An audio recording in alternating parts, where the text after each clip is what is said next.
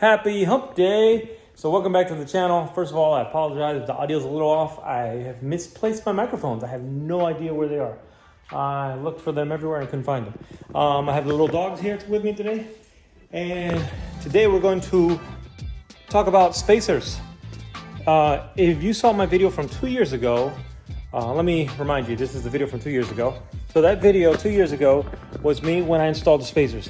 So for the longest time, when I had those wheels on the car, I was running 7mm fronts and 15mm in the rear, RSS spacers. I first bought the car in 2020, in September 2020, December 2020, my first road trip south to LA. No spacers, completely stock. What I didn't like and why most people do spacers is because how far sunken in the wheels are. I did some research on that, and the reason they're in like that is so that allows you to put snow chains on your tires for the winter, and the chains don't hit the fenders, they don't mess up your bodywork. I think that's one of the reasons. Probably aerodynamics is another reason, but in any case, I am not going to claim spacers give you a performance advantage. I'm just gonna say aesthetically, the car looks better, and I like the way it looks. So I ran 7 and 15 for the longest time, and if you guys remember from that video, the rear spacers didn't quite fit exactly into the wheels, but it stops. It is super tight and it's not sitting flush. The front spacers, not an issue. The rear spacers were that. So I took those off and I ended up buying, I went to my favorite site I go to every time, FCP Euro, and they had a bunch of different options. And so I bought a set of spacers from them. I'll tell you the brand here in a second when I pull out the new ones. And so I have those spacers, and I have 5mm spacers on the front, 10mm spacers on the rear, and the fitment is perfect. The wheels are perfectly balanced. They don't vibrate, they don't move, they don't shake. I love the way the spacers fit into the wheel. They have a ring on it, so the wheel doesn't just fall off. So on the rear, you could pretty much run any spacer you want, I guess.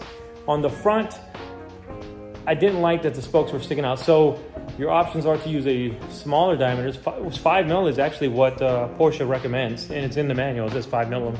And so the 5mm spacer, perfect fit. I could even run it without any spacer, but I think the 5mm, it fits perfectly. The tire is sitting nice and flush, so we're not gonna mess with the front at all. The car is filthy. This is how the car looks now. For all the people that keep their car in the garage and keep them looking nice and clean and cover them in the winter, you're gonna totally hate me. This is my car right now. It's just filthy. That's right, I bought my car to drive it. I appreciate and respect people who store their car, and I'm not knocking them. I understand why you do it, and I get it, but that's not me. I don't care about getting it dirty. I bought it to drive the freaking wheels off this thing. So that's why it looks like that. I have washed it 3 times since I've driven in the snow to keep the salt off. So don't think that I just wash it like this, or I drive it like this and I don't take care of it and I don't clean it. I absolutely do. I got it up in the air. I power wash underneath. I get as much stuff off as I can. This is just from the last 2 days. It's been raining like crazy and getting sprayed by other cars while you're driving in the rain. All right, so here's the old spacers. So here's the front of it. And there's barely a tiny lip right here. The good thing about these is they say this side out, so you can't get it wrong. And if you don't know, the inside has a flared. So this is the flared side. This is what you put towards your hub. The flat side goes to the outside towards your wheel. So the front, these went on fine. They're very lightweight. They're nice. They have a minimalistic lip, if any at all. It's tiny. It's probably about like 1mm. The fronts were not an issue. 7mm on the front. The issues were the rear. And you see how these are stuck together? I can't pull them apart. It's the exact same thing in the wheel. How I was able to get these off, actually you can see little marks on here on the holes. These are from a pry bar. That's how I got them off. They were stuck onto the wheel. Basically I had to get my long pry bar and kind of work it without damaging the wheel. So that's what we took off, and I'm going to show you what's going on. I already have this brand on the car right now, so I really like this. I like the finish. I like how these are made. the texture on them, everything. They fit really well. So these are also 15 millimeters, and you see they're together. So check this out. They're snug, but they come apart. They're not stuck together. I measured these, and the difference between this one and this, the outside diameter difference is 0.1 millimeter, which should be absolutely perfect, because that means this will still fit nice and tight inside the wheel without any play, but it won't get stuck like these did. The silver ones, the RSS ones, are much thicker. The lip is thicker, but as this is supposed to be just for centering, it's not supposed to support the weight of the wheel. That's what the lug bolts are for. I assume, let me take that back. I don't know if that's true. I assume. I don't think it's gonna be an issue. The machining on this, the finish, is just absolutely beautiful. This is either anodized or it's machined this way. But I don't see any other silver or color on here. They're pretty lightweight. I guess let me do it one for one. If I put them together, they're actually, they feel a little light. These feel a little lighter than these. But of course these are used, so they look a little more worn. But these, the finish on these, and the lightning holes, I really like the quality of these. What brand are these? MH, Motorsports Hardware. That's the brand. Motorsports Hardware, I got it on FCP Euro, motorsportshardware.com. I have been running this for this same brand now on the car for a little while. I haven't made a video of it because I wanted to test it. And I'm happy with the way they fit. I'm happy with the way the wheels feel balanced. So let's install these on the back. The other reason I wanted to install these versus the other ones is one of the things is with these, when you put them in the wheel, they're stuck in there, and they would go balance the wheels. Now, I don't know if this is true. I'm assuming. I've balanced wheels myself, and I remember using the wheel balance machine, and you take a measurement after you get the wheel locked in. You take a measurement to the inside lip of the wheel, and you put the diameter of the wheel, and you put all these measurements in, and you spin the wheel, and it tells you how many ounces you need. I wonder if having this in the wheel, 15 millimeters, so then the distance between the hub machine and the inside of the rim is 15 millimeters further than the wheel itself. Does that also throw the balance off? I don't know. I assume it does. Because then the numbers you put into the wheel machine for your balance for that wheel are not accurate numbers, because your wheel is actually 15 millimeters closer to the hub of the machine than with the spacer. But with these spacers in, you couldn't take them out. They were pressed into the wheel. So I think maybe that may have given me a false balance. These should be able to come out. We're gonna find out in a second when I pull the wheel off. We're gonna do the driver's side on camera, the passenger side. I'm not gonna do it on camera because it's pretty boring. You guys don't need to see that. So let's pull off the driver's side and let's make sure that these new spacers will fit in with no play, but it's just nice and snug, but won't have to be pressed in like I did previously with these guys. All right, let's get it set up.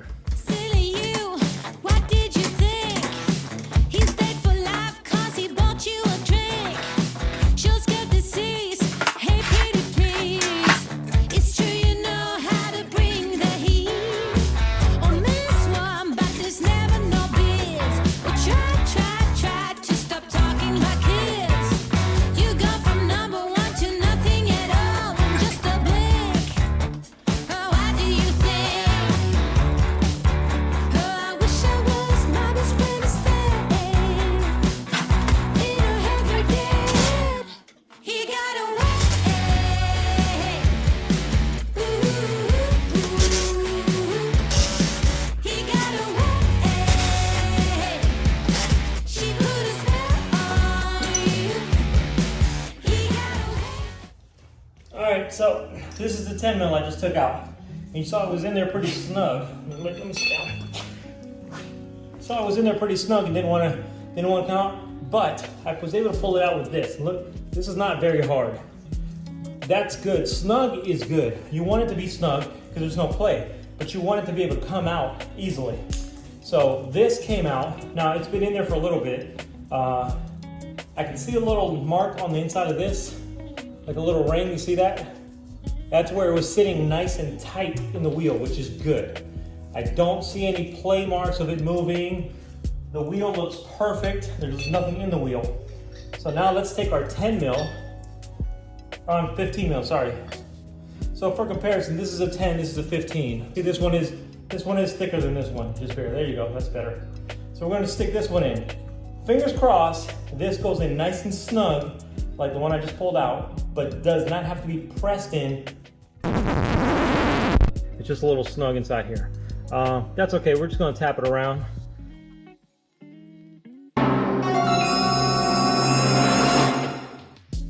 All right, so it looks flush all the way around. So let's see, moment of truth. Chill, little dog. Doggies, watch out, you're in the camera. Watch out, watch out, watch out, get over here, that side.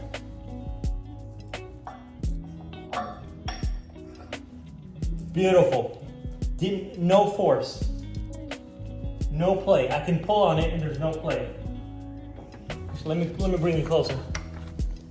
So check this out. It's in. I can put it in and spin it. I can pull it up and down. There's no play whatsoever. Let's go put it on the car side. Make sure on the car side it fits as well. It should, because it's the same manufacturer, the one I just pulled off. So on the car side,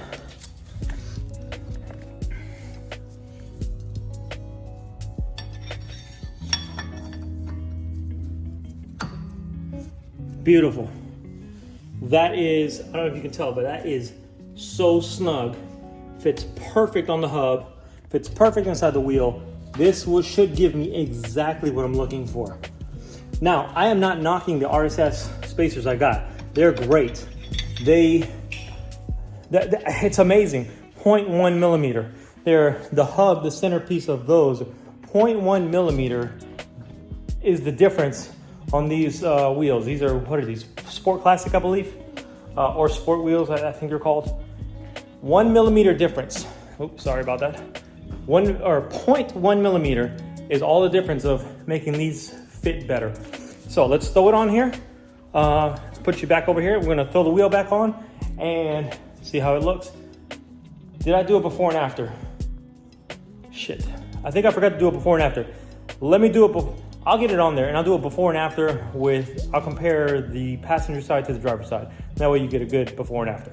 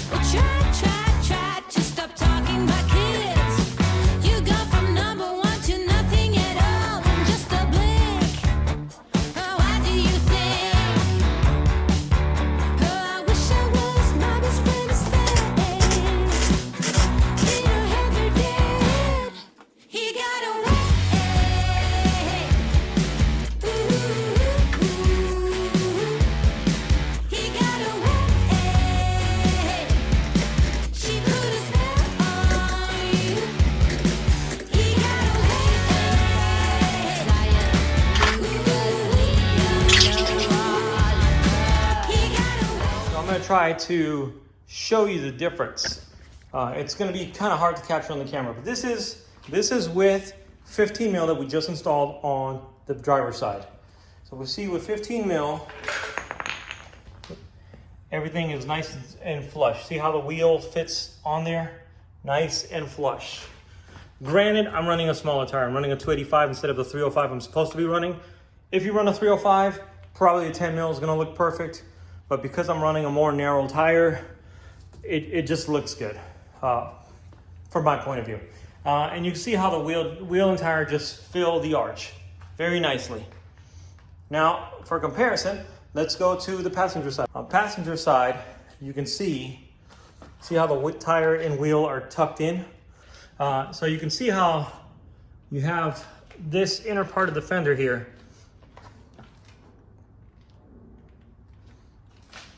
It really doesn't come off on camera really well, but you can see the wheel is tucked in. To my eye, I can see it very clearly how the wheel is tucked in. See how the wheel hides? I'm already outside the body line, and the wheel's hiding inside it. It's kind of hard to pick up on the camera.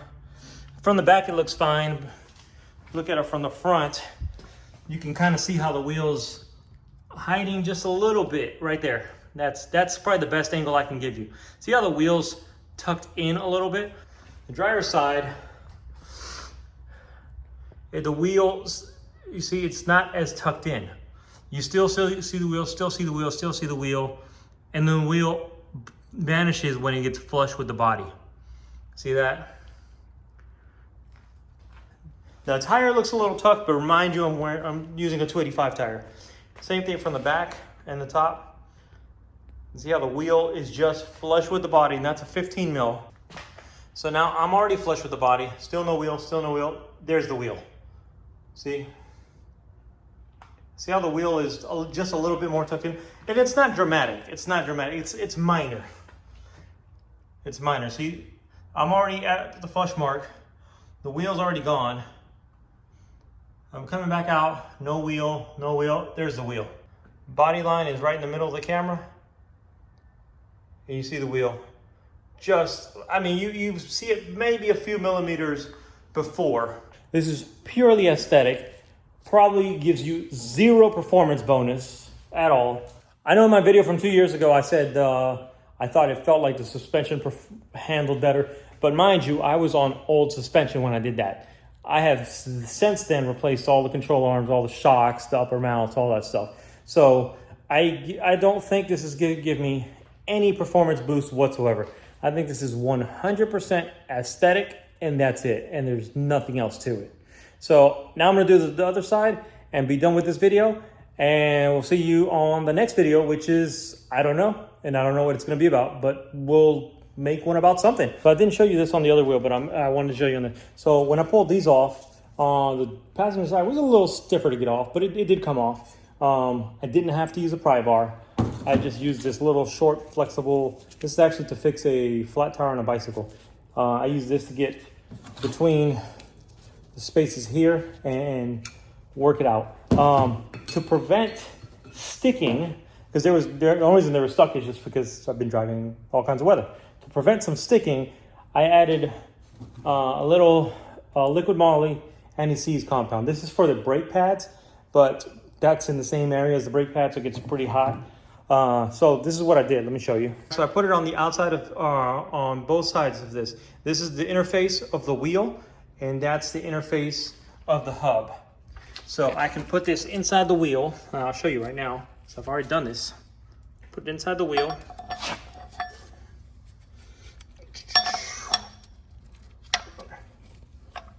Okay, it's on the wheel, and I can still spin the wheel freely. I can feel the little bit of resistance from the anti-seize, but the point is to coat it so that it does not get stuck. So we will put this back on the wheel, and you can see I got it on the hub as well. So let's get this on there. I love these. I love these things. If you don't have these, you can get them pretty cheap from Amazon. You can buy them from Porsche if you want to. And when you buy wheel spacers, they usually come with it. Now, I also love the precision fit of these wheel spacers, because if it's crooked like it is now, it's not going to go on. It only goes on when you have it perfectly straight, like that. The fitment is extremely well. So now let's get the wheel on. I did the same thing on the other side, and I just wanted to show you that. I already did the same thing on the other side. I just wanted to show you that because I realized I didn't show it on camera. And some people say don't use anti-seize. Some people say do. I typically do not use anti-seize, but this one was on there pretty tight. It was not seized, but it was on there really snug, which is great for balancing, for keep maintaining your wheel balance.